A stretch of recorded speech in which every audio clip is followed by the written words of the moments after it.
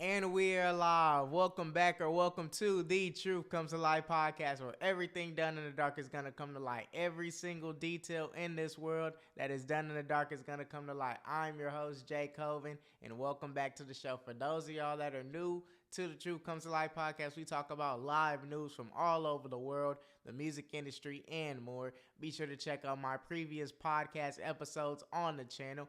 Also, be sure to check out my Real Spill Wednesdays. On Real Spill Wednesdays, we talk about life topics and motivational quotes. If you're interested in that, be sure to check out my previous Real Spills on the channel. My last one I just talked about is college worth it? The pros and cons of college.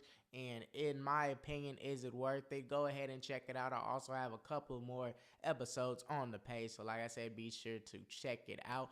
Also, like and subscribe to the channel. I post over 50 plus videos on this channel in over a month. Yes, I was gone for 2+ weeks. I was sick. I done lost my voice and everything. Then everything bad that happened, it just happened. But everything happens for a reason, as y'all can see. And within those 2 weeks, I have been working. And as y'all can see, we have a brand new setup. There's going to be more things coming with this setup. We're no longer in the car. We're no longer in the car. I'm very proud, and I really thank y'all for supporting the journey, continuing to come back to the channel, liking, subscribing, giving y'all's opinions and thoughts on my topics. And with that, that just makes me come harder and harder with these videos and with the content for y'all. So I'm not going to do too much of explaining what's on the wall in this whole tour. Y'all will get that in the Real Spill Wednesday coming shortly, because I'm going to tie all of this into the meaning along with these 3 little squares that I have. All of them each have different meanings on them. But like I told y'all before, I was sick for 2 weeks. I couldn't talk, literally couldn't talk. I had laryngitis. I couldn't talk. It was just hard for me to speak. Everything, like, I've never had laryngitis. Like, every time I swallowed, it just felt like rocks, literally rocks. So now that I'm back on, I feel like I'm 100%. I'm getting there, but I feel like me being able to record to y'all, I feel like I'm 100% because I'm good enough to go for y'all. And I'm really appreciative for y'all, like I said, coming back and watching me time and time again that I post. But this was hopefully the last time that stuff does happen. Hopefully when I get sick, obviously I'm going to let y'all know. I've let y'all know on Instagram, Twitter, about, what's been going on and how I've been recovering. But now, since we're back on, we're going to maintain being consistent. I promise that for y'all. So without further ado, let's get straight into this podcast episode. So I kind of want to backtrack a little bit to the weeks that I was gone, because the topics that I'm going to talk to y'all about, I was actually going to talk about around the time that I had ended up getting sick. I was finna record, but I had got sick and I couldn't talk. So I really kind of want to backtrack. We're going to backtrack probably like a week. So I just want y'all to hear my opinions on these topics. So first off, I want to start off with Michael Oher and him claiming that his family that had adopted him didn't end up adopting him. For those of y'all that do not know, Michael Oher is the former football player for the Ravens, who had a blockbuster film, The Blind Side. He's stating that his parents never actually adopted him, but instead tricked him into signing away his legal rights for conservatorship under the guise that he would be a part of the family. Instead, he wasn't a part of the family, and he claimed that they not only took money from him, millions of dollars from a movie that grossed over $300 million in the box office, but they took his name, his likeness, from all of that, and basically took all of the money, took all of the cut. So the Tuohys, from the allegations, they were saying that they're hurt from basically everything that he was saying, and this doesn't describe the love that they will always have for him. And the Tuohy's attorneys was saying that in reality, the Tuohy's opened Their home to Mr. Orr offered him structure, support, and most of all, unconditional love. The movie paid the Tuohys each 225 plus 2.5% of royalty from the movie. The evidence documents in the checks are clear that the Tuohy has given Michael Orr the money. That's what it said at first. With more and more news coming along with that, now they are fully open to getting rid of the conservatorship and all of that. But they were trying to say that they didn't take the money from him and all of that. So now they're trying to hurry up and give away that conservatorship just like that. So it's like, that's interesting. And in his movie, and I'm gonna say this right now because I'm gonna bring it up later down the line in this podcast episode. Just because he says one thing in there, like, if something happens, right, don't let that just misconstrue everything that happened before that. Here's what I'm saying with this. So Michael Orr had him basically a little documentary book called I Beat the Odds: From Homelessness to the Blind Side and Beyond. And he basically said that he knew about the conservatorship, but they explained it to basically say it was a different form of an adoption.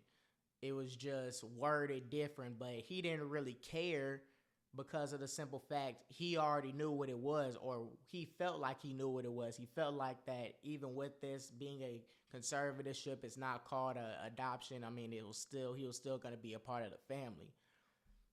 But that's not actually what happened. So with Michael Orr, this is how I feel about it.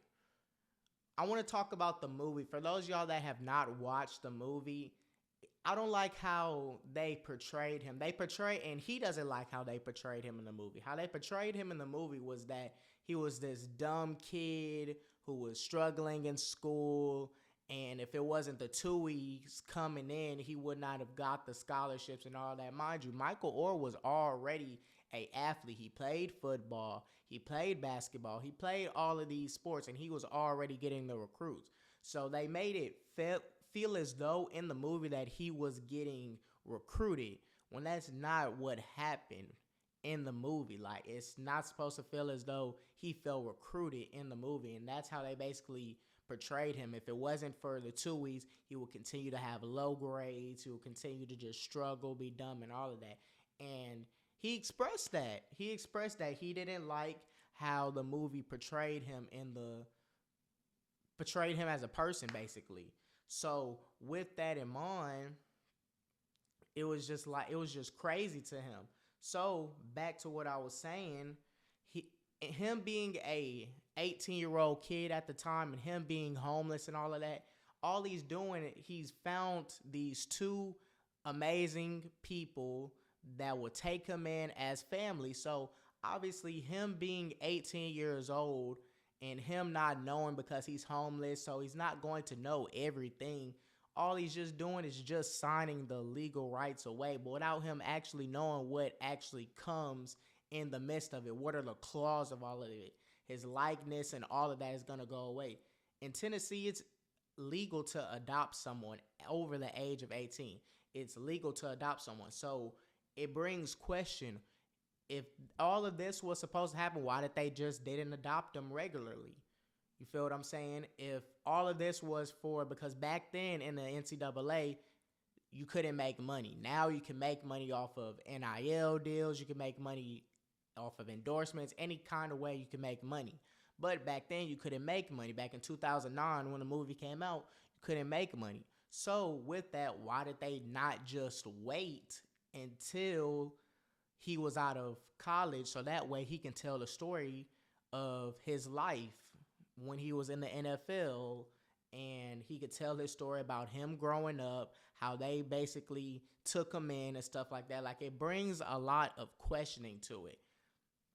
It brings a whole lot of questions, like, why would you give him a conservatorship for him to sign? Obviously, I feel as though they took advantage of him. You got to see it from both ways, but me personally, in my opinion, I just felt as though that they took advantage of him because, I mean, he's young, he's homeless, he's not going to know everything, so he's just signing it thinking that, hey, like he's going to be a part of the family, when in reality he's not a part of the family. Literally not a part of the family. With Britney Spears, her father was signed the conservatorship and basically was taking over her life and stuff like that until she broke out of it. With him, I just feel as though he found out he was probably searching it up, and then he just figured out that, hey, he wasn't actually adopted. So it comes out that the payments, it wasn't millions. Michael Oher was stating that he got robbed out of millions out of his name and likeness. So the Tui family, as of right now, it says that they were collectively paid $767,000. Does that mean that they gave the money to Michael Oher? No. Even though it says that he wanted millions of dollars because that's what they got, he was trying to shake them down for $15 million. Him finding out that now it's only $667,000, I mean, it doesn't necessarily mean that he's going to get the money, but now they got to do some more detailing and they got to do some more investigating to see if they actually paid him the money. And obviously, since the movie is out, they could still keep on getting money from his likeness, his name, and all of that. 9 times out of 10, people are still going to watch it. When this news came out, people were going back and looking at the movie. When news comes out, they're going to go back and look at wherever the news stems from or all of that. So this number can still go up as we're speaking, as I'm recording this video. You feel what I'm saying? But it's raises, like I said, a lot of questioning. Raises a lot of questions. Why just, if all of this was the case, why did they not just wait until he was out of college for the conservatorship or all of that? Like, the conservatorship doesn't even have to be a part of this. Why did they not just regularly adopt him? Like Michael Oher said, like Sean and Leanne Tui gave the money that they had to the kids, the biological kids, not him. So it's like, it just raises a whole lot of questions. And like I said earlier, the way that they paint him in the movie, of him just being this homeless, dumb kid, like, I just felt like that was bad. Like, it's kind of like they sugarcoated how Michael Oher really was and how the whole family tree really was. They're trying to paint it as the family is just this savior and they're just recruiting, but I don't know. Like, it's just really, really raises so many questions. And then on top of that, he goes to their alma mater, Ole Miss. So it's like, all of this, was it like, were they just trying to recruit Michael Oher? Who knows? Like, but it just raised so many questions. Even the lawyers were questioning why the conservatorship was even brought to, when, I mean, one is, like I said, it's illegal to basically adopt someone in Tennessee, like over 18. It's legal to do that. So with that in mind, why is all of this happening, and why did they not just give him the money? Because they not only, think about it, they not only made money off of this, they made money off of the charity events for it, all of that. And this is how I know that Sean and Leanne Tui probably might lose the case. They were trying to say that Michael Oher was negotiating his NFL deals and stuff like that, but Michael Oher is trying to get money from the movie. So by them saying that he's getting all of these negotiations, he's negotiating for his NFL contracts, it has nothing to do with the actual case that they're trying to solve, which is how much money Sean and Leanne Tui got from the movie, and have they paid Michael Oher.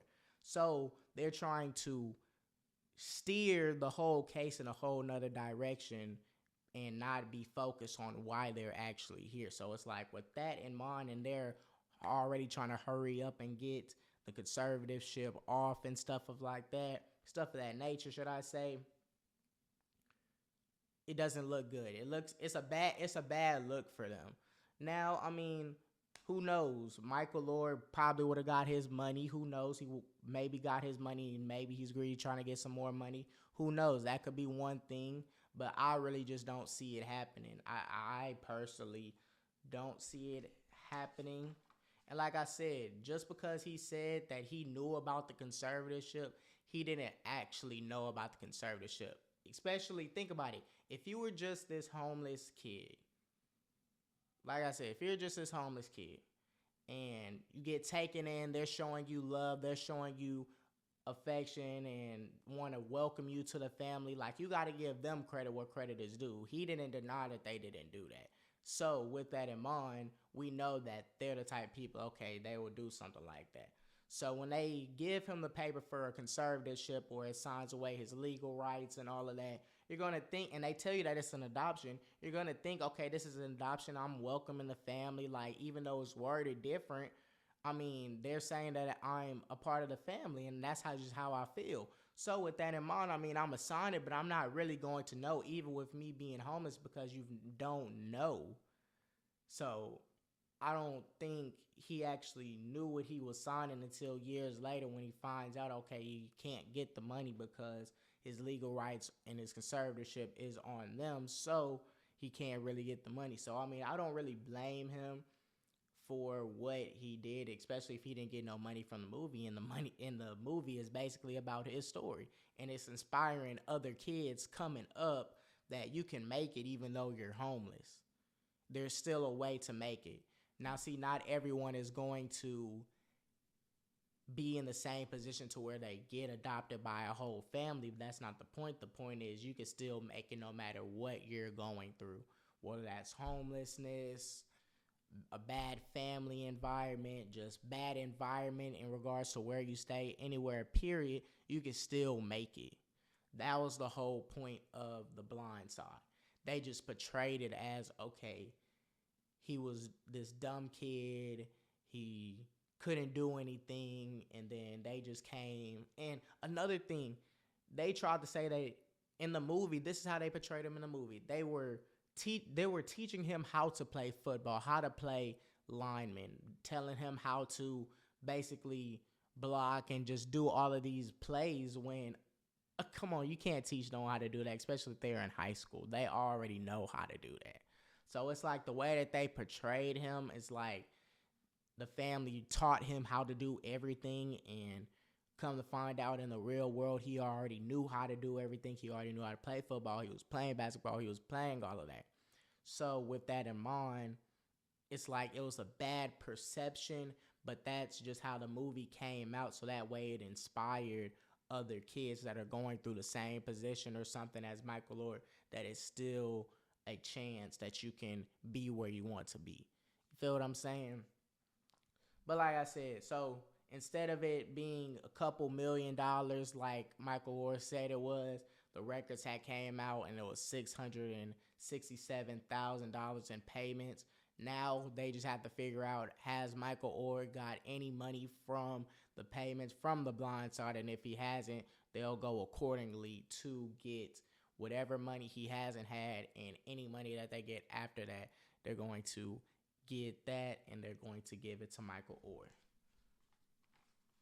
I just feel like it's sad. Like, it makes you think, like, what was their whole intentions at the beginning when they first met Michael Orr? Like, did they just see, okay, like, they can recruit him or something like that? Because there would be no point in a conservatorship, especially if you know in Tennessee that it's legal to adopt someone.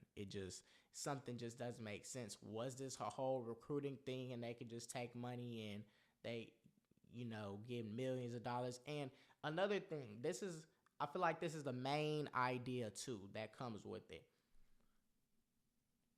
Greed is, no matter how much money there is, no matter how much money you get, you're still going to try and thrive to receive more money, to try and get more money. So people are going to be greedy. There's going to be some people that try and do anything that they possibly can, even though they have millions of dollars or a whole lot of money, to try and get more money.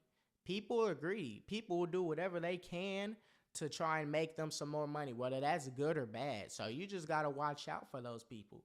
So even with Sean and Leanne Tui, they already had their own business. They had everything because they were basically millionaires before Michael Oher.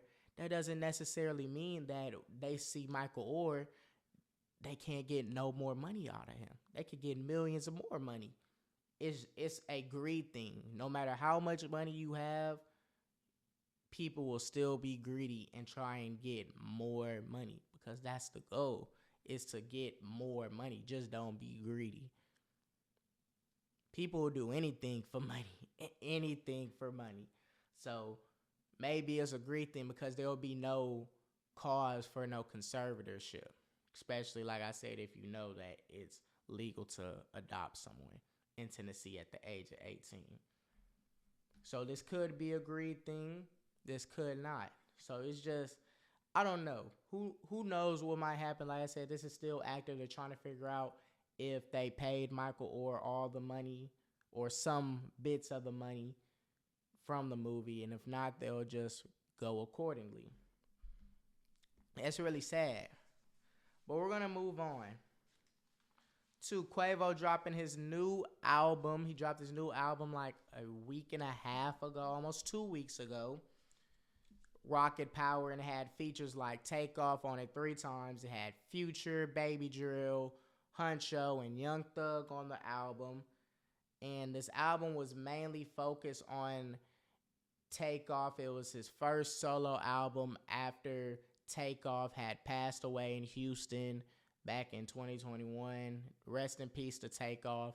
I personally believe that he was the best Migo, which I will get into later down the line while I'm talking about his album. Along with Offset, I will be talking about him later down the line in this podcast. But like I said, he dropped Rocket Power. I feel like the best songs on the album are 1111. I feel like that's the best song on the album. Patty Cake with him and Takeoff. Who With Me, Rocket Power, Focus with him and Young Thug, and Turn Your Click Up. Though that song came out before the album. He also had Greatness, the last song of the album. That came out before the album, and he was talking about basically the whole Migos status, like there will be no Migos after Takeoff had died. And with him, like, it is just, you can just tell the hurt and the pain that Quavo had in regards to making his album. It really made him more vulnerable. In 1111, literally the first line of the song, he said, "Dark nights I can't sleep, so I cry till I close my eyes." Like, that's the first part of the first line on the album. He literally talks about Takeoff. He sprinkled Takeoff throughout the whole entire album. He was talking about how he relapsed on Xans, and now he's taking Xans ever since he passed away. He's just talking about him and Offset, how the relationship is, how him and his mama basically just growing up, just the success of Takeoff's career, the Migos career, from the bottom all the way up to the top to where they were now before Takeoff had ended up passing away. And Mama told me they basically took the song T-Shirt off of the first Culture. They basically did like a little spinoff off of that with the same kind of flow, Quavo. And basically, like I said, this was a album solely more on Takeoff. It's just sad, like him being an uncle and seeing his nephew just passing away right in front of him. He said in his album that he was innocent. He didn't do anything. And if you saw the video, he was innocent. He really didn't even do anything. He just ended up getting shot. He was just at the wrong place at the wrong time. And he just sprinkled Takeoff throughout the whole album. You could really tell the hurt and how vulnerable he was when it regards to making that album. He just dropped an album with Takeoff, only built for Infinity Links. And you just saw how they connected in the album, how they went back and forth, and how they just are in sync in regards to making an album. So sprinkled in throughout this album, there was just 3 songs with him. Well, really 2 songs with him, and the other one, Narquito Speaks, is basically like an interlude of Takeoff, basically talking, him and Quavo talking in the song. And hear the connection, the bond that they have outside of the music industry. Just see the bond that they have and the love that they have for each other, and just how happy they are with each other. So I just know, like I said, he was just hurt when he just found out that he had ended up dying. I personally believe that Quavo actually did better in this album versus his last solo album, Quavo Huncho. I actually had a better time listening to this album versus Quavo Huncho, but Quavo Huncho, it has more hits, Lamb Talk, Bubble, Working Me, Bubblegum, like stuff like that. Like it has more hits, but we all know the approach that Quavo was going to bring to this album when he dropped it. We all knew that Takeoff was going to be the main focus. Literally in the album name is Rocket Power. Like, you feel what I'm saying? Like, Rocket is Takeoff's nickname. So, literally in the title, it's strictly a tribute to Takeoff. So, we all knew that Takeoff was going to be the theme and how he feels and the legacy that they had from growing from the bottom to the top. Him and the Migos were Offset and Takeoff. Like, it was just basically sprinkled in, and where he is now, how he feels, the effects that him dying has had on Quavo mentally. So there wasn't that many features on there, but that was the reason why. So, like I said, I had a better time listening to Rocket Power. I had a better time. I don't know. It sounded better. It had a theme to it. So it really got to me. Versus Quavo Huncho, I don't. It went, even though he had all the features. He had Drake on there. He had a whole lot of big time features. 21 Savage on there. Lil Baby on there. But it just, I don't know. The album I feel like wasn't that good. It had more hits. It's a better album, I feel like, but this album had more of a meaning to it. It has more of a meaning to Quavo. This is going to be the one in regards to Quavo's single catalog, not his group catalog, Amigos, his single catalog that is going to have the most meaning to him.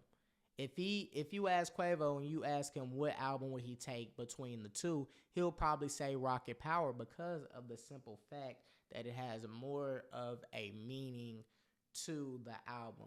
Is he going to have a better album than Offset dropping at the end of this year? Sometime this year. It's going to drop this year. I don't believe that he's going to have a better album than Offset. Offset should have features like Travis Scott, Cardi B, Chloe, and Takeoff on the album. So I feel as though Offset is going to have a better album than Takeoff. But I mean, not Takeoff, than Quavo. But Quavo's approach and Quavo's theme to the album he's gonna have a harder theme, I feel like, than Offset. But I just feel like if we go strictly song for songs, I feel as though Offset is going to have a better album. He had a better album. His first album was better than Quavo's first album. Father of Four was better than Quavo Huncho. With Father of Four, Made Man, Clout, Red Room came a long way. Like it was collectively a better album than Quavo. But we both know Quavo and Offset's approach with their next album is going to be more so a tribute to Takeoff and his legacy and how they feel after the death of Takeoff. Do I feel like Offset and Quavo's relationship, I don't know if their relationship will get back. I don't know. I feel like it should because they're family. It should get back. But even though you're family, there's going to be some instances where you don't end up getting back close to that family member. It's just what happens. It is what it is. But I'm glad that they had came back at the awards, and that when they had performed together to tribute Takeoff. That was the good thing. So that brings promise. That brings promise that they both came together. They put all the BS to the side and they came together and they tributed Takeoff by performing together. And they brought back the Migos without Takeoff. Like they just brought it back. It wasn't they had their pride to the side and one didn't come and now only the other one has to perform. Like, nah, I really like how they both came together. So seeing that, I feel as though that they could come back eventually within time. Everything takes time. So much then happened with the Takeoff incident, him passing away. It's just strictly emotions right now. It'll take nothing but time for them to come back together, Quavo and Offset. Quavo even said it in one of his songs. He was saying that Takeoff was really the one that had brought him up. So I feel like Takeoff's the best Migo because I feel like he has the best bars. Quavo said that he was the one that brought him up. It wasn't him and it wasn't Offset. And they just rolled and they just all came together cohesively and they blew up together. But I feel like Takeoff was the most underrated one out of the whole group. Like I said, dude, I look like I got left off Bad and Bougie. Got left off Bad and Bougie, one of the biggest songs that they have.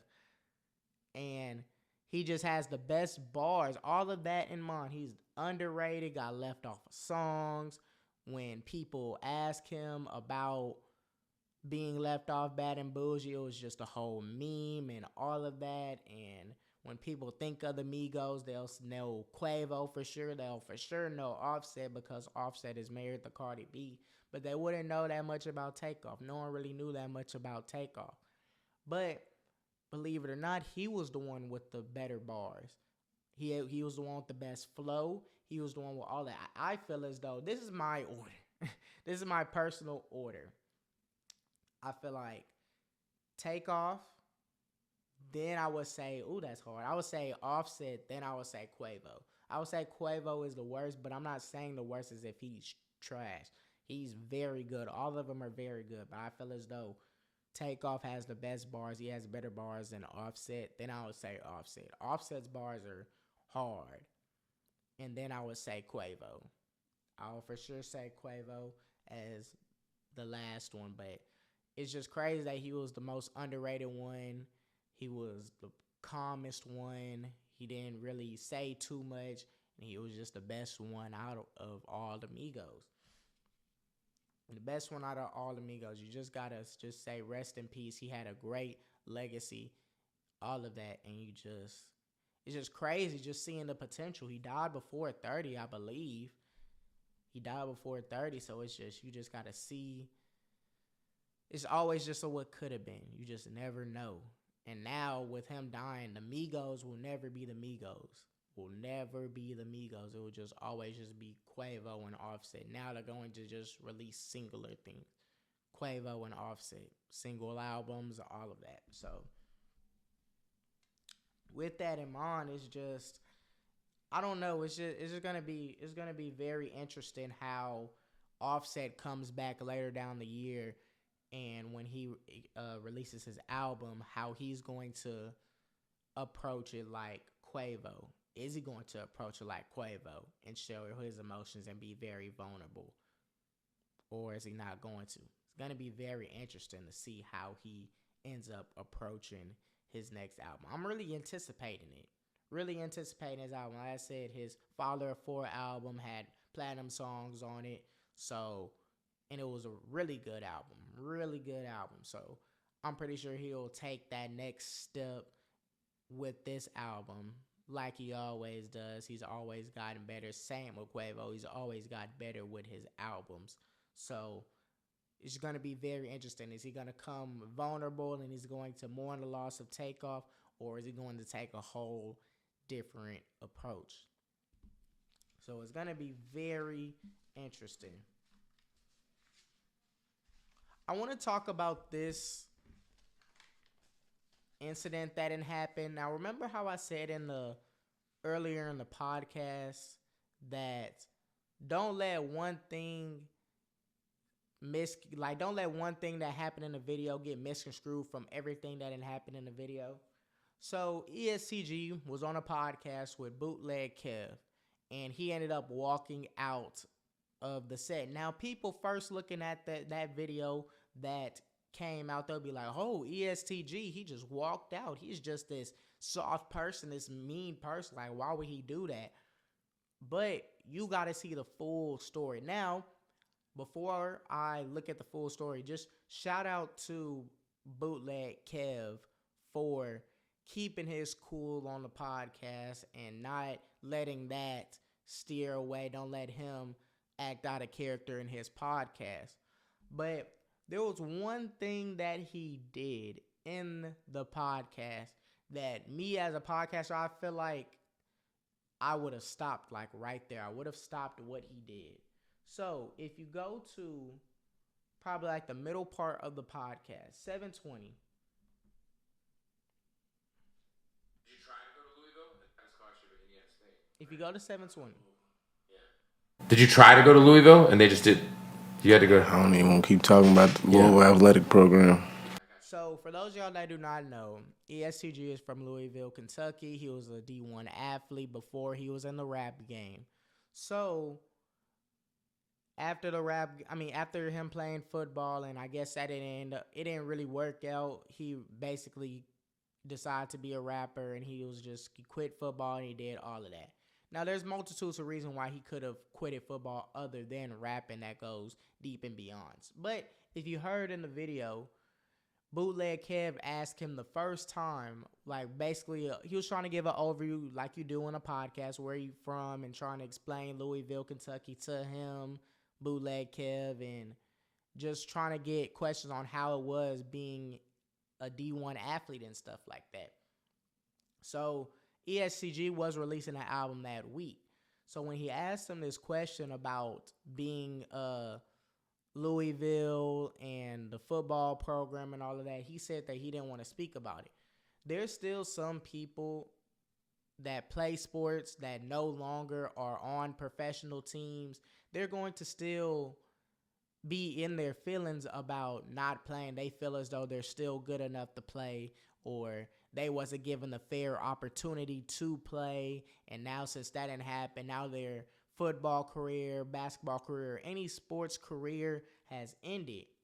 So with that in mind, and you could be any age. I know people that are 30 plus, older than me, should I say, that still are on the fact that now they're not playing sports and they feel as though that they were good enough back in the day to play their sport, but they didn't get that fair opportunity, that are still harping about it. Like, I know with me, I could give y'all a little story about basically I was playing a sport.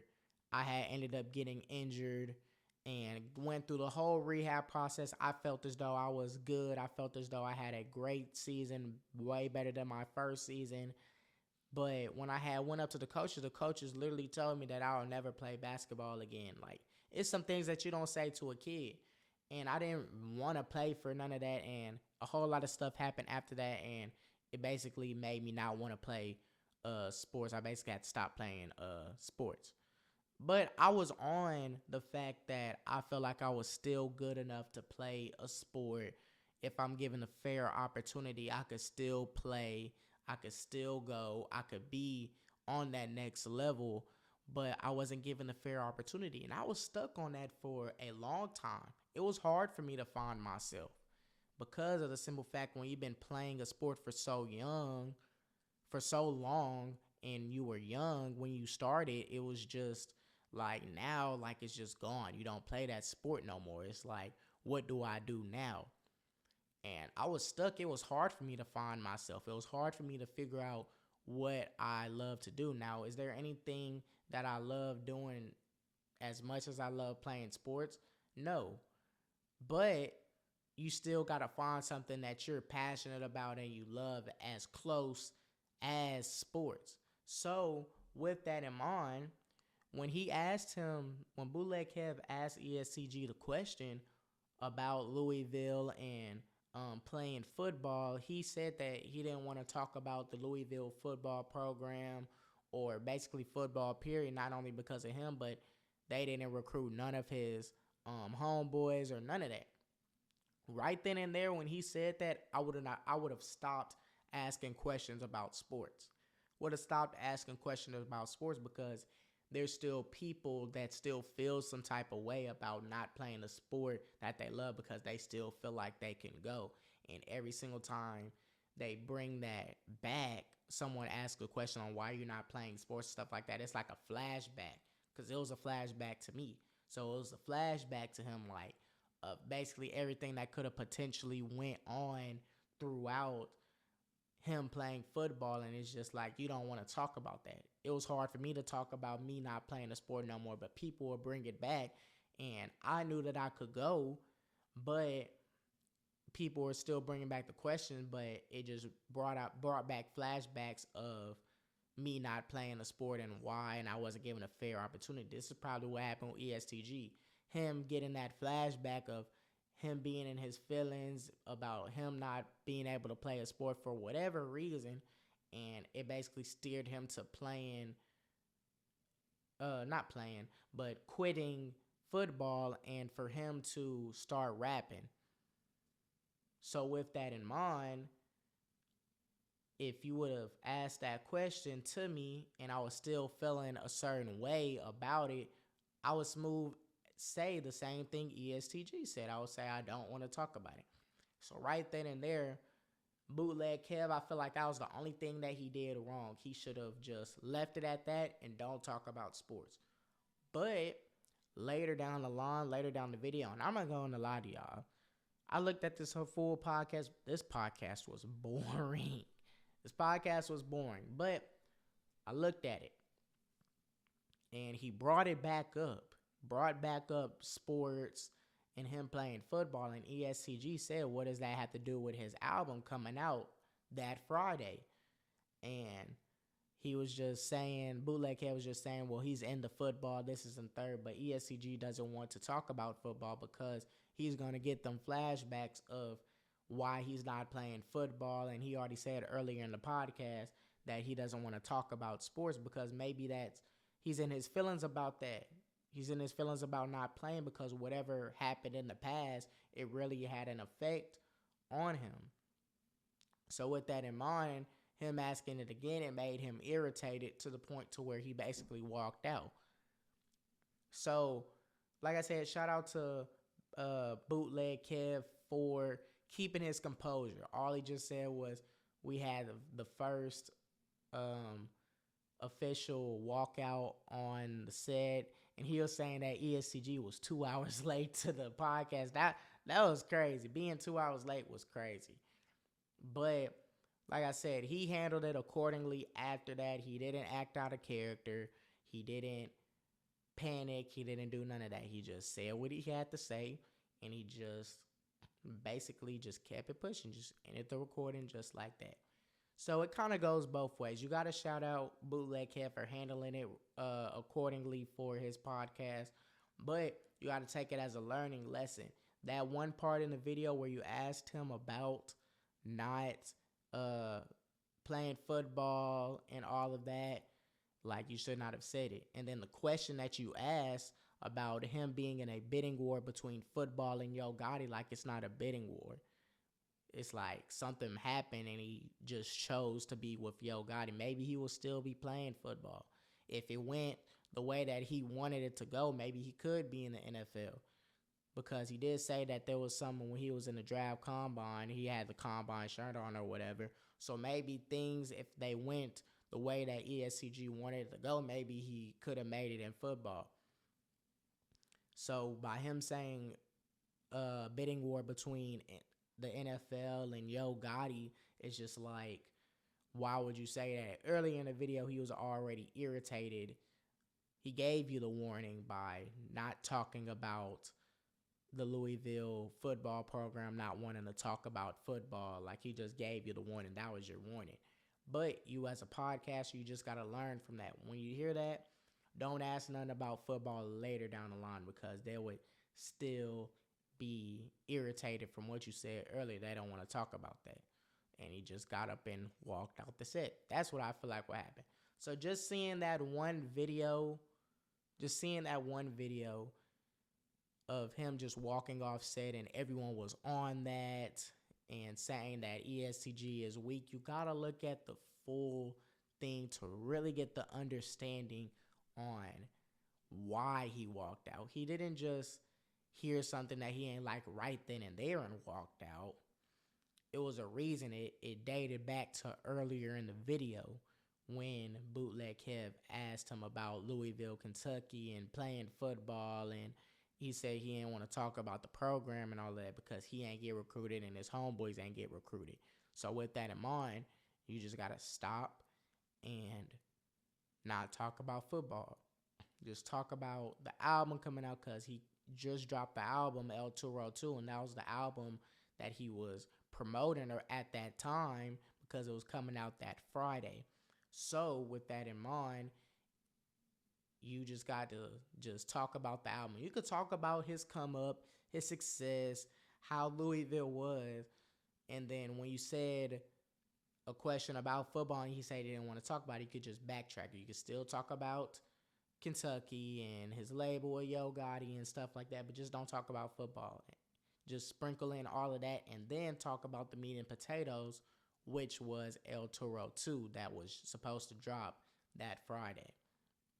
So, like I said, the whole thing with this, there's still people that are playing sports that something is going on and now they can't play sports, like with coaching or politicking or whatever, and they know that they can still go. They know that they could still play, but the position and the predicament that they were put in based off their coaches, it really just made them not be able to make it where they wanted to go, where they dreamed on going. So with ESTG, he probably dreamed about going to the NFL, and wanted to make it to that next level. But since it ain't going in his favor, maybe because of coaching, maybe playing time, injuries, just stuff like that across that nature, and he had to quit and he basically went to rapping, maybe he still has feelings about playing football. He still has feelings about wanting to make it. If things just went right, he would have made it to the NFL or just something like that. It's the same way with us. Politics can happen and you feel as though you can still go, you can still play your sport, but you get injured or you're not getting the playing time and you have to end up quitting, but you still feel as though if you were given the right opportunity, you would still play now and in the present. It's the same way here, and it will just leave a bad taste in your mouth. You'll continue to have flashbacks for a little minute of, man, if I was given the right circumstances, the right atmosphere, the better coaches, all of this, if I didn't get injured, if all of that just went my way, I could potentially get that scholarship or get to that next level. But since it ain't go my way, and it just ended like that, it's hard for me to find something that I love doing. It's going to be hard for you to find something that you love doing. Once it's over, once your sport is over and now you can't play no more and you ain't getting no scholarships and now you're just sitting back and just like, dang, if I was given the right circumstances, I would be in that position that I dreamed about being in. So you can't fault ESTG for walking out. Like I said earlier, in the middle of the video, Bootleg Kev asked him about playing football in Louisville, and he ain't getting no scholarships. He didn't want to talk about it. That's when you stop. That's when you stop talking about football, sports, him coming up, all of that. But you brought it back up again, and that made him irritated because he has an album dropping later that week. And that's really why he wanted to come on the podcast to promote his album. But you brought up something that he could still be having flashbacks about because something ain't go his way in regards to playing football. And it just made him get irritated. So with him, he just got up and walked out. So just because that one little video came out of him just walking out, you gotta see the full video and you gotta get the full picture, unless you'll get something misconstrued. And that's just, I feel like, what ended up happening. People are just getting misconstrued from the situation. He didn't just get up and walk out and leave. It was a reason behind it. It was a reason behind it. Lil Durk just dropped this song, If You Thought. He's finna drop his deluxe album, Almost Healed. Basically, that Almost Healed album is based off all of the deaths that has happened with his brother D-Thang, King Von dying around the same time, and all of these deaths that has been happening to Lil Durk, and now he's just healing. Healing. It's been years, couple of years since both of those people have died. Rest in peace to them. You see how I got King Von on the poster, on the wall. So Durk is hurting, but he's slowly coming back. He's slowly coming back. So he dropped his album a couple months ago, Almost Healed. And to be honest with you, I don't feel like that the album wasn't as good. But one thing I will say about Lil Durk, his deluxe albums recently have been top tier. Hasn't missed on no deluxe. So if you thought he dropped the music video, has over 4 mil views in a week on YouTube on the music videos, doing pretty good. It's a good song, a good lead-off song. If this song is going to be on the album, it's a good lead-off song. But I feel like Lil Durk, him getting that Drake feature, Laugh Now, Cry Later, put him on a whole different map. Before, when he did have that Drake feature, I always said Lil Durk, he was hard, but he's not getting that recognition to get to that mainstream status. He just needs that one song. And Drake was the one that put him on to get to that next step, that next level. And he's just consistently been consistent with it. Consistently showing up and giving us good music.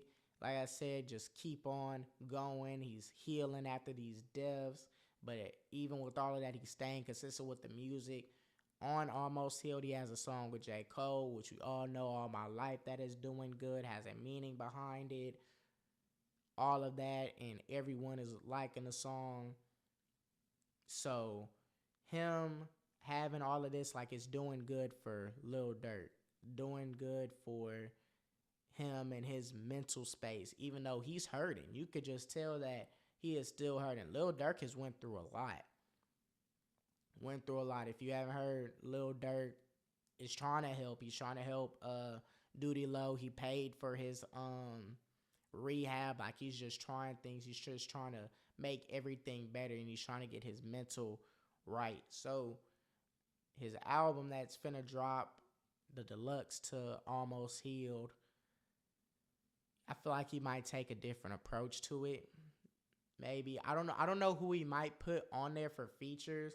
The only person I could really think about, I don't know, because all the people that I expected, like Morgan Wallen, I expected 21 Savage. I didn't expect J. Cole. I didn't expect those. They were going to be on the album. So maybe someone like on his label, like Bunka, he might be on the deluxe. I wouldn't be shocked if Drake is on the deluxe, but I don't think he's going to be on the deluxe due to the fact I felt as though if Drake was on the album, he would have been when the album dropped. So I feel as though he's not going to be on the album, but I think he's going to have a female artist. I don't know what female artist. In his last album, 7220, he had LMA on there. So he might have a female artist on the features. I don't think it's going to be that many features on the deluxe. I don't think so. It might not be, but I don't see it. I don't see no more than about 3 to 4 features on the album. But I'm really excited for Lil Durk to drop this new album because of the simple fact his deluxe is never missed. He hasn't missed on The Voice Deluxe 7220 and 7220. It was a good album, but it's a trend that's going on. When he drops deluxe, it makes his album go from good to like a great album. Same with 7220 with Just Cause Y'all Waited to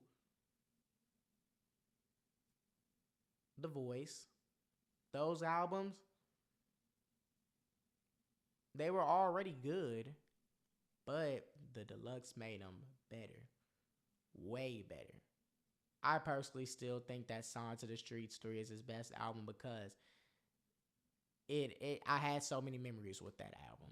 So I still think that that's his best album. But basically what I'm saying is if he drops a deluxe, Lil Durk doesn't miss. He's what, 3 for 3 right now on deluxe album. So Almost Healed, it had a couple of songs on it that I like. Obviously All My Life, Pale Coats, Never Again, Stand By Me, Cross the Globe with Juice WRLD, War With Us. No, not War With Us. War About It. That's what it's called. With him and 21 Savage. I personally believe that song and Pale Coat are the best songs on the album.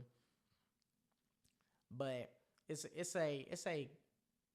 mid. It's a mid album, but this deluxe that he's finna drop, I don't think that Lil Durk is going to miss not one song on that album. Not one song on the album. Is it a top 5 album right now? No, it's not a top 5 album. But if he drops a deluxe and it does good, it has potential to be a top 5 album just off of the deluxe.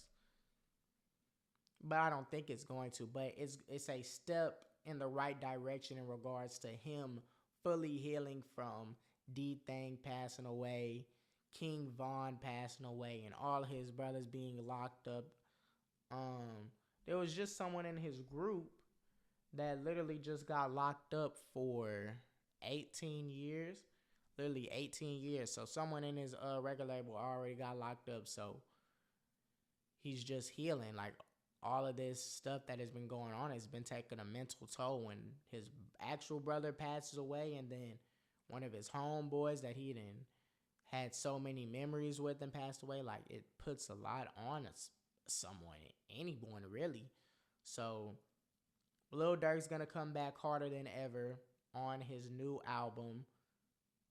I don't know why I'm saying new album. His deluxe album, Almost Healed. Like I said, he's not going to miss one song on the album. Let me know what y'all think. I don't think he's going to miss a song on the album. Like I said, it's a trend. When Lil Durk drops a deluxe, it makes his album go from good to great. A great album. Like I said, The Voice, 7220, Just Cause Y'all Waited to. It shows he's been 3 for 3. So we'll see how it ends up going with Lil Durk and his deluxe album. We'll see how it goes. I feel like it'll do good for sure. I want to have some fun real quick. This is going to be the last topic that we talk about for this podcast in the new setup, first of many podcasts. I want to talk about the top 10 artists of this generation. Now, I don't want y'all to get mad. I want this to be a disclaimer. This is my opinion. My opinion. I feel like it's a good list. It's not in no particular order. This is just 10 artists. I'm going to just give it to y'all just straight up right now. Like I said, top 10 greatest artists of this generation. Top 10 best artists of this generation. Number 1, Drake. Number 2, Beyonce. Number 3, Taylor Swift. Number 4, Rihanna. Number 5, Kanye. Number 6, Adele.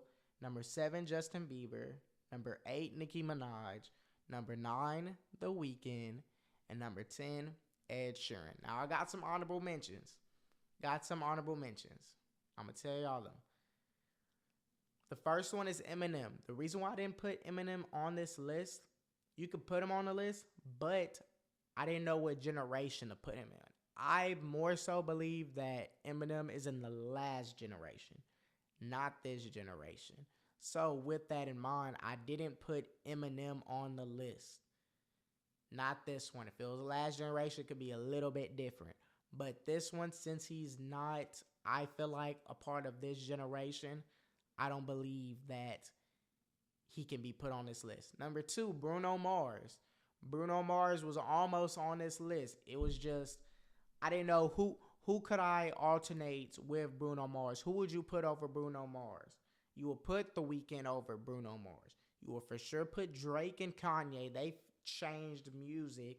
You will forever put them ahead of Bruno Mars. And you'll put Ed Sheeran over them. Now, see, Bruno Mars has, I believe, 13 Grammys. When I did pull them up, let me see.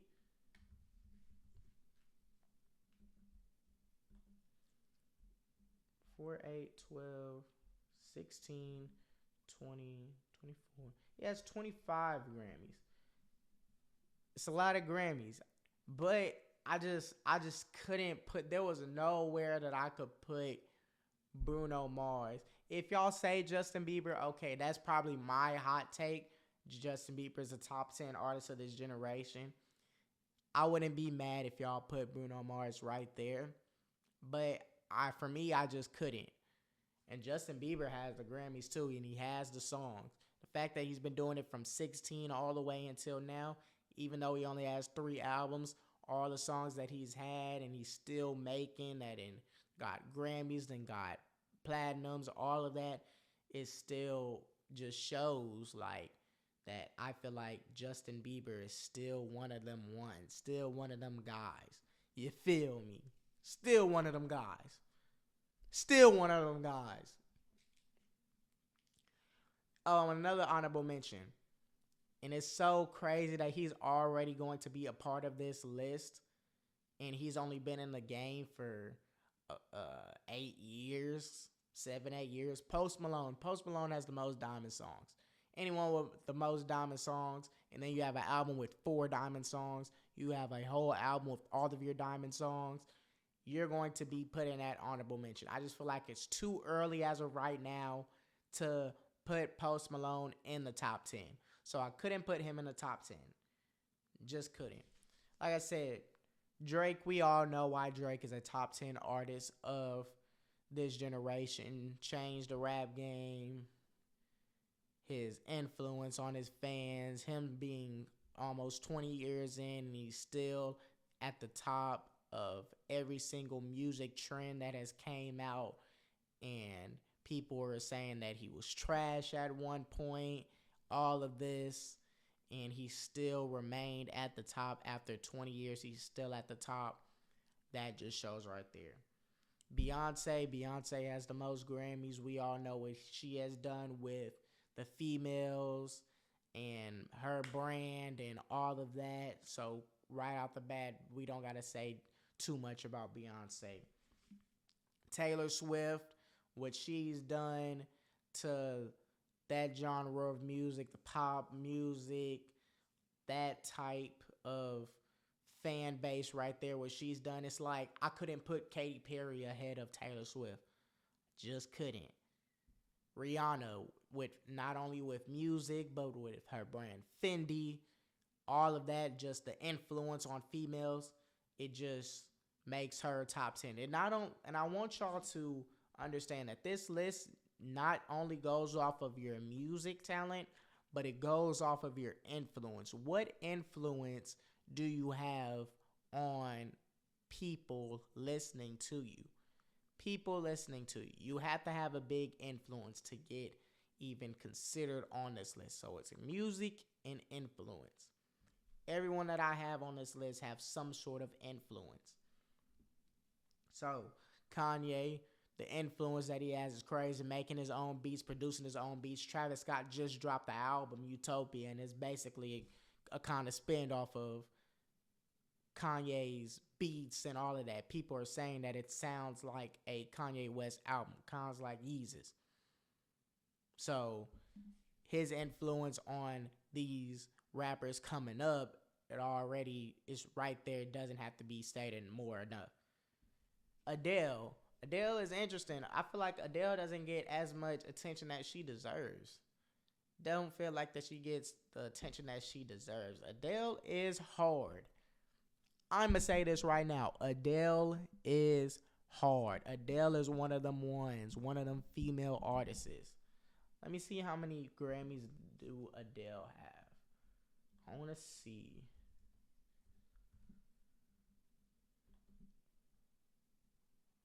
12, 16, 20, 24, 28, 29. 29, 4, 8, 12, 16, 20, 16, 20, 24, 25, should I say. 25 Grammys. But I still don't feel as though even all that, people don't really know how hard and how great Adele actually is and just her influence on that genre of music. Now, Justin Bieber, y'all might be questioning Justin Bieber. Like I said, Justin Bieber been hard since 16. So for y'all that is saying Justin Bieber's not top 10, y'all need to back up immediately. I'm sorry. He's just hard. He's just hard. Been doing it since he was 16 years old. Like, it's just beautiful. Like, you saw the growth in Justin Bieber. Back in the 2010s, people were on Justin Bieber like crazy. I know I was one of them ones that was on Justin Bieber listening to his music. He was one of them ones in the early 2010s, all the way basically until now. He's not as big now. He still is big. He's huge, but the amount of influence and the amount of listeners that he was getting back around that time, like, it's still like his music was just growing, continue to grow. And he only has 3 albums. He just dropped the album back in 2020, but before then, ain't dropped an album since Purpose, which just dropped like in 2015. That song has so many songs on there. Sorry, Love Yourself, Pressure with him and Big Sean. That's one of my favorite songs on that album. Just has so many great songs on that album. So him running, he just felt like he was running the 2010s, and he was influenced, him being a 16-year-old. I'm sorry. He is one of them ones, and he is on my top 10 artists of this generation. I'm sorry. Know what I'm saying? Nicki Minaj, obviously Nicki Minaj has changed the rap game and has so much influence for these younger artists. All of these younger artists like your Cardi B's, your Lottos, your Glorillaz, Sexy Reds, all of these artists, it would not have been possible if it wasn't for Nicki Minaj. Nicki Minaj crawled, so all of these artists coming after her could walk. It's possible. She was the one for this younger generation, this newer generation, that said you can do it rapping. You can be a female artist rapping. You can make it rapping. You can make it that way. And you could just see off of her hits, off of her bars, all of that. Now, like I said in my other podcast, my old podcast back when I was in the car a couple of weeks ago, check it out, when I was talking about Cardi B and Nicki Minaj. I'm going to say this again. If Cardi B retires, she'll be better than Nicki Minaj statistically. Not rapping. I said Nicki Minaj has better bars in regards to just rapping. Has better bars and is just better. I feel like she's a better artist. But Cardi B is going to have more stats, better stats, more hits than Nicki Minaj. Platinums, diamonds, all of that. More diamond songs, more platinum songs, all of that. That doesn't necessarily mean that I said that Nicki Minaj is not better than Cardi B. I believe in that. But we're not going to go back to that. We're just going to come back and continue to talk about Nicki Minaj. Like I said, she's changed the game for these female rappers coming on after her. And yeah, there's nothing that needs to be said in her brand. Just nothing needs to be said. The Weeknd, basically the best pop artist since Michael Jackson. People are saying that, everyone's saying that he's just that good. He's just that talented. I didn't even know The Weeknd was actually out for that long. I thought he was on the newer end. No, he's actually been out since the early 2010s, 2011, 2010. Yeah, he's been out for a minute. It doesn't even seem like it. But yeah, people saying he's the best pop artist since Michael Jackson, male pop artist since Michael Jackson. And Ed Sheeran, I had to put Ed Sheeran on the list. My boy Eddie hard. My boy Eddie is hard. I want to see how many Grammys he has. He has 4, 8, 12. He has 17. He was the best new artist back in 2014. Had a Grammy song in 2013. Still getting Grammys till this day. Just got one back in 2023 for Pop Duo. Just continuing to strive and continuing to just get better. It's just when your legs don't work like they used to before, like people still singing that song. I was just literally listening to that song a couple of days ago. So, like I said, those are my top 10 artists of this generation. Like I said, my honorable mentions is Eminem, because I didn't know if he was in this generation, Katy Perry, Bruno Mars, and Post Malone. Post Malone has the potential to make it on this list. And Post Malone's only been out since 2016. His first album started dropped in 2016. And he's still going. Still getting these diamond songs, getting these platinum songs, getting these Grammys. He has the potential to be on the list. As of right now, it's a little bit too early for me to put him on the list. But yeah, let me know how y'all think about my list. I believe that it's a good 10 artists. It was hard. It was very hard. It was hard after about like when I found 7 or 8 artists. It was hard for that 9th and 10th.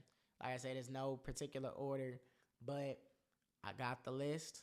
So this is the list. I'm sticking to it. Let me know what y'all think.